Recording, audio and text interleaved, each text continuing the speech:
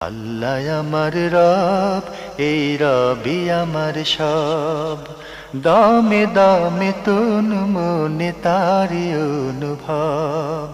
তোমার দুনিয়াতে আমি যেদিকে তাকাই, অথই নিয়ামতে ডুবে আছি সবাই। পাক পাখালির গানে শুনি তসবি কলরব, তসবি কলরব। আল্লাহ আমার রব, এই রবি আমার সব। আসসালামু আলাইকুম, আলহামদুলিল্লাহ, আসসালাতু ওয়াসসালামু আলা রাসূলিল্লাহ। প্রিয় দর্শক, আপনারা যারা দেশে আছেন প্রবাসে, সবাইকে জানাই অনেক অনেক প্রীতি ও শুভেচ্ছা। শুরু হলো এনটিভি আয়োজিত এবং লাভ হলো নিবেদিত অনুষ্ঠান আপনার জিজ্ঞাসা। আপনাদের সাথে আছি আমি জাইনুল আবেদিন আজাদ। আর আপনাদের মনে রাখা প্রশ্নের জিজ্ঞাসার জবাব দিচ্ছেন বিশিষ্ট আলেম ডক্টর মোহাম্মদ সাইফুল্লাহ। আসসালামু আলাইকুম ওয়া রাহমাতুল্লাহি ওয়া বারাকাতুহু। প্রিয় দর্শক, চলুন তাহলে জিজ্ঞাসার জগতে। শুরুতে একটি চিঠি। চিঠিটি পাঠিয়েছেন কামরুন নাহার, মহিলা কলেজ রোড, কুমিল্লা থেকে। লিখেছেন, আমার কিছু ফরজ সিয়াম কাজা হয়েছে। এখন আমি রমজানের রোজা ব্যতীত নফল রোজা খুব বেশি রাখতে পারি না। আমার গ্যাস্ট্রিকের সমস্যা হয়। এখন যদি প্রতি বৃহস্পতিবার রোজা রাখি, তাহলে কি আমার কাজা রোজা আদায় হবে? প্রসঙ্গত আমি সাওয়ালের 6 রোজা, মুহররমের 2 রোজা ও আরাফা দিবসের রোজা রেখে থাকি। ধন্যবাদ, খুবই গুরুত্বপূর্ণ প্রশ্ন করেছেন। আপনি স্পষ্ট করেননি আসলে আপনার সিয়াম কীভাবে কাজা হয়েছে। সিয়াম তো এমনিতে কাজা হয়ে যায় না, ঠিক না? সিয়াম নিজে নিজে কোনোদিন কাজা হয় না, সালাত নিজে নিজে কোনোদিন কাজা হয় না। মানে কী কারণে কাজা হয়েছে সে কারণটি জানতে হবে। কারণের উপর নির্ভর করে আমরা আমাদের এই মাসআলার সমাধান দিতে পারবো। এই জন্য আপনি এই কথাটা উল্লেখ করলে আমি বিষয়টি খুব সহজে আপনাকে বলতে পারতাম। যাই হোক, যেহেতু উল্লেখ করিনি, আমি এখন আর সেই দিকে যেতে পারবো না। প্রথম কথা হচ্ছে, আপনি বৃহস্পতিবার যদি সিয়াম পালন করেন নিয়মিত, এর মাধ্যমে আপনার ওই সময় সিয়াম হয়ে যাবে। সে সিয়ামগুলো যেগুলো আপনি কোনো কারণে আদায় করতে পারেননি, কাজা হয়েছে এ কথাও শুদ্ধ নয়, মানে আদায় করেননি বা করতে পারেননি, সেগুলো আপনি বৃহস্পতিবারে যদি নিয়মিত আদায় করেন, সেই সংখ্যা অনুযায়ী আপনি ওই সংখ্যক সিয়াম যদি পালন করে দেন, আদায় হয়ে যাবে। এক্ষেত্রে আপনার আরাফার সিয়াম, মুহররমের সিয়াম অথবা শাওয়ালের 6 রোজা, এগুলো যদি আপনি আদায় করে থাকেন নফল, কোনো অসুবিধা নেই। এতে আপনি ওগুলোর ফজিলত পেয়ে যাবেন আলাদাভাবে। এবং আপনার যে সিয়ামগুলো আপনি পালন করেননি বা আদায় করেননি, সেগুলো আপনি বৃহস্পতিবার যদি নিয়মিত আদায় করেন, এর মাধ্যমে আপনার সিয়াম আদায় হয়ে যাবে ইনশাআল্লাহ তাআলা। আপনি আরও লিখেছেন, আমি প্রতিদিন সকাল বেলাতে কোরআন তেলাওয়াত করে থাকি। তখন প্রথমে সূরা মুলক পড়ে তারপর কয়েক পাতা তেলাওয়াত করে থাকি। আমার প্রশ্ন হলো, দিনে সূরা মুলক তেলাওয়াত করলে আমার এই আমল সঠিক হবে কি? সূরা মুলকের তেলাওয়াতের বিষয়টি রাসূলুল্লাহ সাল্লাল্লাহু আলাইহি ওয়াসাল্লাম হাদিসের মধ্যে এসেছে রাতের কথা। সুতরাং উত্তম হচ্ছে রাতেই তেলাওয়াত করা, সুন্নাহ হচ্ছে রাতেই তেলাওয়াত করা। এক্ষেত্রে দিনে তেলাওয়াত করে আপনি দিনে তেলাওয়াতের ফজিলত পাবেন, কোনো সন্দেহ নেই। কিন্তু যেই ফজিলতটুকু রাসূলুল্লাহ সাল্লাল্লাহু আলাইহি ওয়াসাল্লাম হাদিসের মধ্যে বলেছেন, সেটি পাবেন কিনা জুমহুর আহলে হাদিসগণ, ওলামায়ে কেরামগণ বলেছেন যে না, সেই ফজিলতটুকু পাবেন না। আমাদের হাতে একটি ইমেল, এটি পাঠানো হয়েছে লিভারপুল ইউকে থেকে। পাঠিয়েছেন মোহাম্মদ রহমান। আগের ইমেল আপনার আরেকটি ছোট্ট প্রশ্ন রয়ে গিয়েছিল। আপনি জানতে চেয়েছেন, আমরা যতদূর জানি ইসলামী ব্যাংকগুলো ব্যতীত বাকি সব ব্যাংকই সুদের লেনদেন করে থাকে। এইসব ব্যাংকের শেয়ার ক্রয় বিক্রয় করে যে মুনাফা হবে, তা কি হালাল হবে? ধন্যবাদ। ট্রেডিশনাল অথবা কনভেনশনাল ব্যাংকগুলোর যেই শেয়ার ক্রয় বিক্রয় করা হয় থাকে, এটি হালাল নয়, হারাম। এটি হালাল নয়, হারাম। জি, আমরা জানলাম বিষয়টি সম্পর্কে। প্রিয় দর্শক, আমাদের হাতে একগুচ্ছ প্রশ্ন। যিনি পাঠিয়েছেন নাম প্রকাশে অনিচ্ছুক। লিখেছেন, বর্তমান পরিস্থিতিতে ডিশের বা কেবল নেটওয়ার্কের ব্যবসা করা জায়েজ কি? একটু বিস্তারিত বলবেন? নেটওয়ার্কিংয়ের কাজ ইসলামী শরীয়তের মধ্যে হালাল। কারণ নেটওয়ার্কিংয়ের কাজ যেটা, সেটা কিন্তু মানে হারাম কোনো কিছু এর সাথে ওই জড়িত নেই। কাজটা, ওই প্রযুক্তিটা হারাম নয়। ওই প্রযুক্তিটা হারাম নয়। এই জন্য মানে খেয়াল রাখতে হবে যে নেটওয়ার্কিংয়ের মানে এগেনিস্টে যে কাজটা সেখানে আসতেছে, সেখানে একটা কি রয়েছে, সন্দেহজনক বিষয় মানে রয়েছে। হারাম যুক্ত হয়ে গেলে হারাম হয়ে যাবে। হারাম যুক্ত মানে যুক্ত হওয়ার মানে সম্ভাবনা রয়েছে সম্ভাবনা নিশ্চিত, মানে অনেকটা গালেব বলা যেতে পারে, প্রবলভাবে আমরা প্রবল। মানে জন্মের মাধ্যমে বলতে পারি যে এখানে হারাম সম্পৃক্ত হয়। সুতরাং এই ক্ষেত্রে আপনার জন্য উত্তম হচ্ছে এই ধরনের কাজ না করা। আলহামদুলিল্লাহ, আলহামদুলিল্লাহ যে আল্লাহ সুবহানাহু ওয়া তাআলা তো আমাদের জন্য মানে রুটি রোজগারের জন্য, জীবন জীবিকা উপার্জন করার জন্য অনেক পথ রেখেছেন। সুতরাং আমরা সেদিকে, এদিকে না গিয়ে ওইদিকে যাওয়ার জন্য চেষ্টা করি, এটা আমাদের জন্য উত্তম হবে। জি। আপনি আরও লিখেছেন, অনেক সময় আমরা শুনে থাকি যে দাদার পাশে দাদির কবর, স্বামীর পাশে স্ত্রীর কবর, এরকম হওয়াটা বা পারিবারিক কবরস্থানে দাফন দেওয়াটা কি জরুরি? এরকম না করলে কি সমস্যা আছে? আর কবরস্থান ভালো হলে মৃত ব্যক্তির আযাব কম হবে, কবরস্থান খারাপ হলে মৃত ব্যক্তির আযাব বেশি হবে, এরকম কোনো ব্যাপার কি আছে? ধন্যবাদ, খুবই গুরুত্বপূর্ণ প্রশ্ন করেছেন। দাদার পাশে দাদির কবর, স্বামীর পাশে স্ত্রীর, তারপর বলেছেন পারিবারিক কবর স্থানে কবর দেওয়া কি জরুরি? ভালো কবর, মোটেও মন্দ জরুরি কবর। নয়। কবর দেওয়ার জন্য মানে কবরের স্থান যেখানে আছে সেখানে দিলেই যথেষ্ট। এর জন্য ভালো কবরের স্থানে দিলে কবর আযাব কম হবে, কবর আযাব হবে না, এগুলোর কিছুই নেই। বারজাখি হায়াতটা পুরাটাই মূলত আপনার এই দুনিয়াতে যা অ্যাচিভ করেছেন, অর্জন করেছেন, তার উপর নির্ভর করে।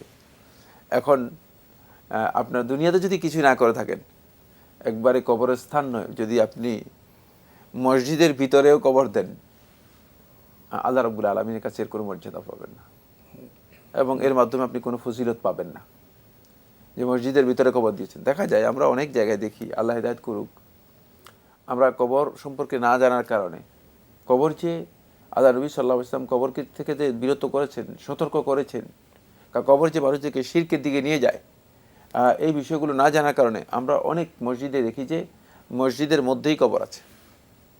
মানে হয়তো হতে পারে যে যে যাকে কবর দেওয়া হয়েছে তিনি হয়তো ওসিয়ত করেছেন, অথবা সন্তানগণ মনে করেছেন যে মানে এই লোকটাকে যদি মানে মসজিদের মধ্যে কবর দেওয়া হয় তাহলে তার কবর আযাব হবে না, অথবা তিনি কবরের শাস্তি থেকে মাপ পেয়ে যাবেন, অথবা কবরের মধ্যে তিনি অনেক শান্তি পাবেন। কোনোটাই শুদ্ধ নয়, কোনোটাই রাসূলুল্লাহ সাল্লাল্লাহু আলাইহি ওয়াসাল্লাম কোনো হাদিস দ্বারা প্রমাণিত হয়নি। সুতরাং কবর ভালো হলে কবর আযাব হবে না, কবরের মধ্যে শান্তি পেয়ে যাবেন, এই বক্তব্য মোটেও শুদ্ধ নয়। শুধু মৃত্যুর আগেই নিজের আমলকে মজবুত করতে হবে। মৃত্যু আসার পরে আর কবর যতই ভালো করেন না কেন, কবরকে যদি আপনি টাইলস দিয়ে সুন্দর করে তৈরি করে এরপরে কবরের উপর যদি অনেকগুলো ফুল দিয়ে রাখেন, এতেও কোনো ফায়দা বারজাখি জিন্দিগিতে কবরস্থ ব্যক্তির হবে না। আমরা জানলাম আমলটাই বেশি গুরুত্বপূর্ণ। প্রিয় দর্শক আরও লিখেছেন, আমরা জানি সূরা কাহফ শুক্রবারের আমল, কিন্তু শেষ করার জন্য যদি আমরা বৃহস্পতিবার বিকাল থেকে পড়ি তাহলে কি জায়েজ হবে? হ্যাঁ, যদি আপনি দেখেন যে সূরা কাহফ আপনি পড়তে পারতেছেন না, আপনার যদি মানে আপনি শুক্রবারের মধ্যে যদি সূরা কাহফের কিছু অংশ তেলাওয়াত করেন আর কিছু অংশ যদি আগে পরে তেলাওয়াত করেন, তাহলে ইনশাআল্লাহ তাআলা আল্লাহ রাব্বুল আলামিন বান্দাদেরকে ফজিলত দিবেন। কারণ আল্লাহ সুবহানাহু ওয়া তাআলা তো চাচ্ছেন বান্দার কাছে আমল, বান্দার কাছে শুক্রবার শনিবার চাচ্ছেন না। শুক্রবার আর শনিবার আল্লাহ তাআলার অবজেক্ট না, আল্লাহ তাআলার লক্ষ্য না। লক্ষ্য হচ্ছে বান্দা মানে আল্লাহ রাব্বুল আলামিনের কাছে এই আমলটুকু করুক, তাহলে আল্লাহ রাব্বুল আলামিন বান্দার জন্য কিছু মানে পুরস্কার ঘোষণা করেছেন, সেই পুরস্কারটুকু দিয়ে দিবেন। আল্লাহ তো দিতে চান। দিতে চাচ্ছেন, এই জন্য মানে এই পুরস্কারের জন্য আপনি যদি একটু আগেও পড়ে শেষ করতে পারেন, শুক্রবারের মধ্যে পড়েন, তাহলে অবশ্যই আপনি এই পুরস্কারটুকু পেয়ে যাবেন, এই ফজিলত আপনি পেয়ে যাবেন। তবে এক্ষেত্রে উত্তম হচ্ছে যেটা, সেটা হলো আপনি শুক্রবারে শুরু করে শুক্রবারের দিনে যদি আপনি শেষ করতে না পারেন, তাহলে আপনি রাত্রেও তেলাওয়াত করতে পারবেন। এই সুযোগটুকু আপনার জন্য রয়ে গেছে। শুক্রবারের পরবর্তী রাত মানে দিনের পরবর্তী রাতটাও মূলত শুক্রবারের মধ্যে ইসলামী শরিয়া অনুযায়ী ইনক্লুডেড। আরও লিখেছেন, কোরআনের বাইরে যেসব মাসনুন দোয়া রয়েছে সেগুলো পড়ার সময় তাজবিদ ঠিক না রাখলে কি দোয়া কবুল হয় না? ধন্যবাদ। না, দোয়ার জন্য তাজবিদ শর্ত নয়। এটা আজকে একটি নতুন মাসআলা একেবারেই আমরা বলে দিচ্ছি যাতে করে আমরা সবাই বুঝতে পারি। দোয়া এর জন্য উচ্চারণ শুদ্ধ হওয়া শর্ত, দোয়া এর জন্য দোয়ার অর্থ জানা শর্ত। খুব ভালো করে খেয়াল করুন কি দোয়া করছি, কি দোয়া কি বলতেছি এখানে। মানে আজকে খুবই গুরুত্বপূর্ণ একটি মাসআলার আমরা বিষয়ের উত্তর দিচ্ছি। সেটা হলো দোয়া এর জন্য উচ্চারণ শুদ্ধ হওয়া শর্ত, দোয়া এর জন্য অবশ্যই দোয়ার অর্থ আপনার জানা থাকতে হবে, অর্থ জানা দেওয়া সত্য। দোয়া এর জন্য আপনি যে দোয়াটি করতেছেন সেটা অন্তর দিয়ে আল্লাহ তাআলার কাছে, অন্তরে আকুতি দিয়ে আল্লাহ তাআলার কাছে পেশ করবেন। এটাকে তাদাররু বলা হয় থাকে। বান্দা নিজেকে আল্লাহ রাব্বুল আলামিনের কাছে অত্যন্ত বিহবল বিনয়ী হয়ে দোয়া করবে, চাইবে, এটা শর্ত। দোয়া এর জন্য আরেকটি শর্ত হচ্ছে দোয়াটা বান্দা আল্লাহ রাব্বুল আলামিনের কাছে পেশ করবে, এর মাধ্যমে ইউযহিরু আল ইফতিকার ইলাল্লাহ, নিজের অভাবের দিকটা আল্লাহ তাআলার কাছে তুলে ধরার জন্য চেষ্টা করবে, নিজের অভাবের দিকটা আল্লাহ রাব্বুল আলামিনের কাছে তুলে ধরার জন্য চেষ্টা করবে। মাসুরাতের ক্ষেত্রে এই কাজগুলো যদি কেউ করেন তাহলে তার এটি যথেষ্ট হয়ে যাবে। দোয়া এর জন্য আল্লাহুম্মা এভাবে মানে বলার কোনো দরকার নেই, আল্লাহুম্মা এতটুকুই যথেষ্ট। মানে এর জন্য মানে তাজউীদের মাসআলা দোয়া এর ক্ষেত্রে প্রযোজ্য নয়, শুধুমাত্র কোরআন তিলাওয়াতের ক্ষেত্রে তাজউীদের মাসআলা প্রযোজ্য। আমাদের অনেক আলেম, অনেক বন্ধু এই বিষয় সম্পর্কে ধারণা বা জ্ঞান না থাকার কারণে মানুষদেরকে মনে করেন যে মানে দোয়ার জন্য আরো রব্বানা আতিনা ফিদ দুনিয়া মনে হচ্ছে যেন তাদের বিষয়টা কঠিন হয়ে যাবে। কঠিন করার জন্য চেষ্টা করেন না। দোয়া এর জন্য আপনি যখন দোয়া করবেন তখন সেটাকে কঠিন করবেন না, কিন্তু কোরআনে কারীমের তিলাওয়াতের জন্য অবশ্যই তাজউীদ শর্ত। সে যে যতটুকু তাজউীদের মাধ্যমে আপনি কোরআনে কারীম তিলাওয়াত আপনার ভুল না হবে, যদি ভুল হয় তাহলে অবশ্যই কোরআন কারীমের ক্ষেত্রে আপনি গুনাহগার হবেন, কিন্তু দোয়ার ক্ষেত্রে আপনি গুনাহগার হবেন না। দোয়ার ক্ষেত্রে উচ্চারণটা সঠিক হলেই আপনার দোয়া হয়ে যাবে। লিখেছেন, পাশের বাসা থেকে ইন্টারনেট নিয়েছি, আমরা ভালো কাজ করি, কিন্তু যাদের কাছে ভাড়া নিয়েছি ওরা অন্যান্য অনেক কাজ করে, এমত অবস্থায় ভাড়া নেওয়া যাবে? পাশের ফ্ল্যাটের লোক যদি ইন্টারনেটে কি করে এটা দায়িত্ব আপনার না, আপনার তাদের দায়িত্ব হচ্ছে তাদের কাজের দায়িত্ব তাদের। জি জি, তাদের কাজের জন্য তারাই আল্লাহ তাআলার কাছে মাসউল হবেন, আর আপনি আপনার কাজের জন্য আল্লাহ তাআলার কাছে জবাবদিহি করতে হবে। সুতরাং তাদের কাছ থেকে ইন্টারনেট শেয়ার করা, ইন্টারনেট কেনা বা নেওয়া আপনার জন্য জায়েজ রয়েছে। আরও লিখেছেন, রমাদানে মহিলাদের হায়াজের কারণে যেসব রোজা বাকি পড়ে যায় সেগুলোর জন্য কি ফিদিয়া দিতে হবে? না, রোজা যদি কোনো কারণে মহিলাদের রমাদান মাসে আদায় করতে না পারেন, হাইজের কারণে, পিরিয়ডের কারণে অথবা অন্য কোনো কারণে, তাহলে ফিদিয়া আসবে না। তিনি যখন সুস্থ হবেন সেগুলো তিনি আদায় করে দেবেন।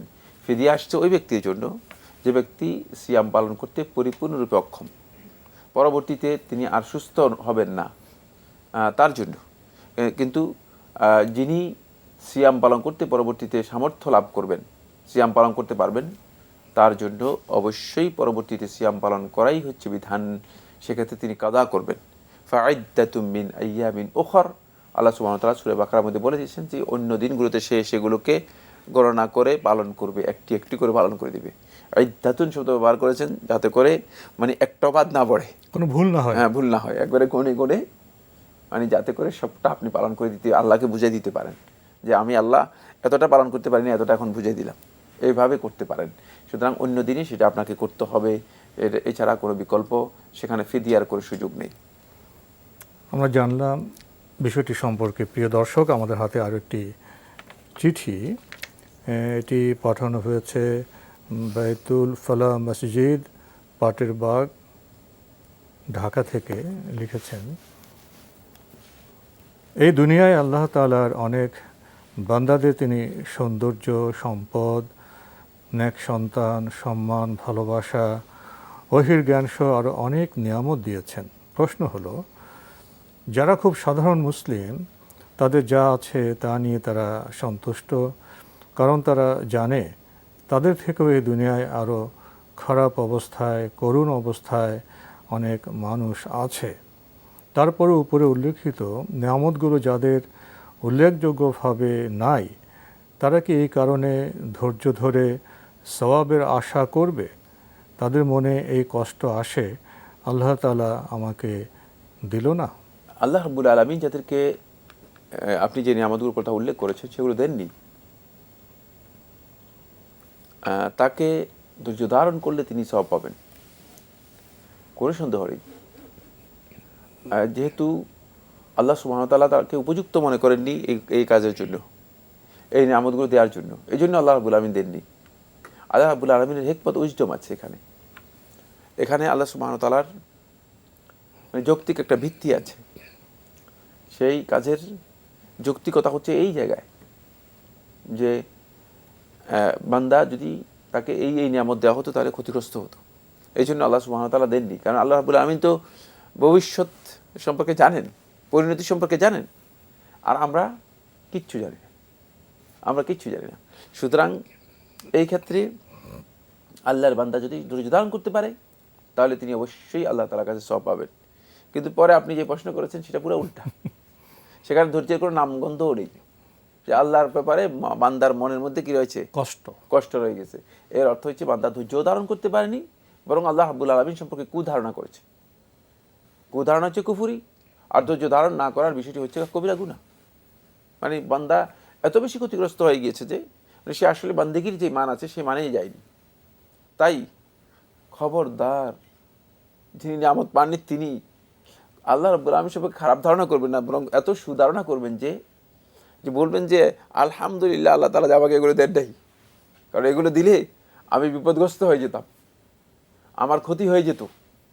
যদি সত্যিকার অর্থে তিনি সেইভাবে ধৈর্য ধারণ করতে পারেন যে আল্লাহ রাব্বুল আলামিন এই নিয়ামতগুলো দেন নাই, এই জন্য আল্লাহ রাব্বুল আলামিনের ধৈর্য ধারণ করে আল্লাহ রাব্বুল আলামিনের শুকরিয়া আদায় করতে পারেন, আল্লাহ তাআলার কাছে সওয়াবের আশা করতে পারেন।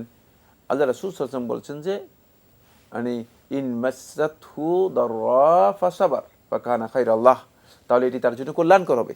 হাদিসের মধ্যে বলেছেন এটি তার জন্য কল্যাণকর হবে, তখন কল্যাণ বয়ে আনবে। এই জন্য আপনার এই প্রশ্নের মধ্যে শেষের দিকে যে কথাটি বলে দিয়েছেন সেটি পুরাই ঈমানের পরিপন্থী বক্তব্য। মনে কষ্ট আল্লাহ রাব্বুল আলামিন সম্পর্কে নিয়ে কি করবেন আপনি বলেন তো? আদৌ কি কিছু করতে পারবেন? যদি আপনাকে মানে সরকার, দেশের সরকার যদি আপনাকে মানে রাষ্ট্রপ্রধান অথবা রাষ্ট্রের যারা দায়িত্বশীল তারা যদি কিছু না দেয়, আপনি তো কিছু করতে পারেন না তাদের বিরুদ্ধে, কিছু করার মতো কোনো কিছু, তখন আপনি বলেন যে না কিছু করার নেই। যেখানে সাধারণ মানুষ, আপনার মতো মানুষ আপনাকে কিছু না দিলে আপনি কিছু করতে পারেন না, সেখানে এই বিশ্ব জগতের যিনি খালেক সুবহানাহু ওয়া তাআলা তিনি তার হিকমত অনুযায়ী আপনাকে দেন নাই, আপনি এখন তার উপর মনে কষ্ট করে আপনি তার বিরুদ্ধে কার কাছে অভিযোগ নেবেন? প্রশ্নই আসে না। সুতরাং এটা অভিযোগের জায়গা নয়, এটা ব্লেমের জায়গা নয়, এটা হচ্ছে আল্লাহর বান্দার আনুগত্যের জায়গা। যেহেতু আপনি নিজেই গোলাম, সুতরাং যতটুকু দিয়েছে ততটুকু সন্তুষ্ট হয়ে আল্লাহ রাব্বুল আলামিনের কাছে যদি চাইতে পারেন তাহলে দেখবেন যে আপনার জন্য সেটা আরও কল্যাণকর হবে। সেটাই রাসূলুল্লাহ সাল্লাল্লাহু আলাইহি ওয়াসাল্লাম হাদিসের মধ্যে বলেছেন। অন্যের সৌন্দর্য দেখে, সম্পদ দেখে আমরা আফসোস করি, আফসোস করার কোনো সুযোগ নেই। এত সৌন্দর্য নেই, এত সম্পদ নেই। আমরা কি কখনো ভেবে দেখি আমাদের মধ্যে আল্লাহ কি কি নিয়ামত দিয়েছেন? আমার দুটি চোখ আছে, হাত আছে, আমার সুস্থতা আছে, আমি অক্সিজেন নিতে পারছি, এগুলি কি নিয়ামত নয়? অবশ্যই অসংখ্য নিয়ামত রয়েছে, তিনি আমাকে গুণের শেষ করতে বিবেচনা করতে পারেননি আর কি। আসলে আমাদের যা আছে সেদিকে যদি একটু নজর দিই, উপলব্ধি করি, তাহলে দেখব আমরা অনেক নিয়ামত ভোগ করছি। আমাদের শুকরিয়া করা দরকার। প্রিয় দর্শক লিখেছেন, এই দুনিয়ায় যেসব মুসলিমরা জীবনের প্রথম 30-40 বছর প্রায় এমন কোনো অপরাধ নেই যে করেনি। বড় শিরক, পিতামাতার প্রায় সর্বোচ্চ অবাধ্যতা, আল্লাহ তাআলার প্রতি খারাপ ধারণা, গীবত, চগলখড়ি, মিথ্যা বলা, মিথ্যা অপবাদ দেয়া, মানুষের প্রতি খারাপ ধারণা, অশ্লীল গালিগালাজ ইত্যাদি ইত্যাদি। জীবনের একটি পর্যায়ে এসে সব অন্যায় ছিল তার উপলব্ধি, অনুশোচনা হলো, সে তওবা করে আল্লাহর আনুগত্য শুরু করলো। কিন্তু মানুষ তার আগের কথাগুলো ধরে রেখে তাকে এখনও আঘাত দেয়, অসম্মান করে, হাসাহাসি করে। তাকে নিয়ে আল্লাহ তাআলার ক্ষমাশীল, তিনি ক্ষমাকে ভালোবাসেন জানি। কিন্তু প্রশ্ন হলো, এই মানুষটি কি দুনিয়া ও আখিরাতে আল্লাহ তাআলার তার যেসব বান্দাদের সবচেয়ে অনুগ্রহ করবেন ও যেসব বান্দারা দুনিয়া ও আখিরাতে সবচেয়ে সফলকাম, তাদের অন্তর্ভুক্ত হতে পারবে? আল ইবরাতু বিল খাওয়াতিম, মানে শেষ যেটা এটাই তো ভালো। সুতরাং এখান থেকে বোঝা যাচ্ছে যে এই সবচেয়ে বড় সৌভাগ্যবান ব্যক্তি ওই সমস্ত সৌভাগ্যবান ব্যক্তিদের মধ্যে অন্তর্ভুক্ত হবে যাদেরকে আল্লাহ তাআলা ক্ষমা করে দিয়েছেন এবং জান্নাত দিয়েছেন। তার আমল থেকে বোঝা যাচ্ছে যে তার তিনি সংশোধনের দিকে চলে এসেছেন, আল্লাহ তাআলা তাকে সংশোধনের দিকে নিয়ে এসেছেন। হতে পারে যে আল্লাহ তাআলা তাকে এতটুকু স্কোপ দিয়েছেন, কিন্তু এখান থেকে এই রিডিং দেওয়ার সুযোগটাই খুব ভালো করে বুঝতে হবে যে এখান থেকে কেউ যদি এই রিডিং নেন যে আমি 40-50 বছর পর্যন্ত খারাপ কাজ করব সিদ্ধান্ত নিয়ে, তারপরে তওবা করে নিব, আপনি জানেন না এই লোককে আল্লাহ রাব্বুল আলামিন এই পর্যায়ে নিয়ে এসেছেন যে আপনাকে আল্লাহ রাব্বুল আলামিন এতটুকু সুযোগ দিবেন, আপনি হয়তো এই সুযোগ পাবেনই না। হতে পারে যে আপনার মৃত্যু হয়ে যাবে, আপনি এই সুযোগ পাবেন না। এর জন্য মানে এখান থেকে, এই ঘটনা থেকে, যে ঘটনা উল্লেখ করেছে, এই ঘটনা থেকে কেউ যদি এই অর্থ নেন যে আমি 30 থেকে 40 বছর পর্যন্ত অপরাধ, অন্যায়, অবিচার এগুলো করবো ইচ্ছাকৃতভাবে, হতে পারে যে তিনি নিজের জীবনটা ধ্বংস করে দিয়েছেন। এই রিডিং নেওয়ার সুযোগ নেই। আল্লাহর বান্দাদেরকে আল্লাহ রাব্বুল আলামিনের বিধান সর্বাবস্থায় মেনে নেওয়াটা হচ্ছে বিধান। বাকি কেউ যদি নিজের জীবনের একটি পর্যায়ে এসে নিজেকে সংশোধন করতে পারেন এবং আল্লাহ তাআলার কাছে আত্মসমর্পণ করে, তওবা করে, প্রত্যাবর্তন করে ভালো কাজে যদি নিজেকে লিপ্ত হতে পারেন, তাহলে কোনো সন্দেহ নেই তিনি আল্লাহ তাআলার কাছে ক্ষমা পেয়ে যাবেন। আল্লাহ তাআলা তাকে ক্ষমা করবেন যে এর একটা লক্ষণ তার আচরণ থেকে, তার আমল থেকে বোঝা যাচ্ছে। এই জন্য এটি সৌভাগ্যের একটি লক্ষণ, কোনো সন্দেহ নেই।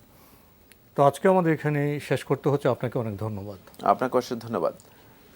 প্রিয় দর্শক, আমরা দেখছিলাম অ্যান্টিবি আয়োজিত এবং লাভ হলো নিবেদিত অনুষ্ঠান আপনার জিজ্ঞাসা। আমাদের অনুষ্ঠান আপনারা অ্যান্টিবি অনলাইনেও দেখতে পারবেন। ভিজিট করুন www.antibibd.com। এছাড়া ইউটিউবে এবং ভেরিফাইড ফেসবুক পেজেও অনুষ্ঠান দেখতে পারবেন। শেষের প্রশ্নটি খুবই গুরুত্বপূর্ণ ছিল। আমরা উপলব্ধি করলাম জীবনের কোনো এক পর্যায়ে আমরা পাপে জড়িয়ে পড়তে পারি, অনুতপ্ত হলে, সংশোধিত হলে, তওবা করলে, ক্ষমা চাইলে আল্লাহ ক্ষমা করে দিতে পারেন। আমাদের হতাশ হওয়ার কোনো কারণ নেই। আমরা আসুন ইসলামকে উপলব্ধি করি, হালাল হারাম মেনে চলি, তাহলে ক্ষমার সৌভাগ্য আমাদের হতে পারে।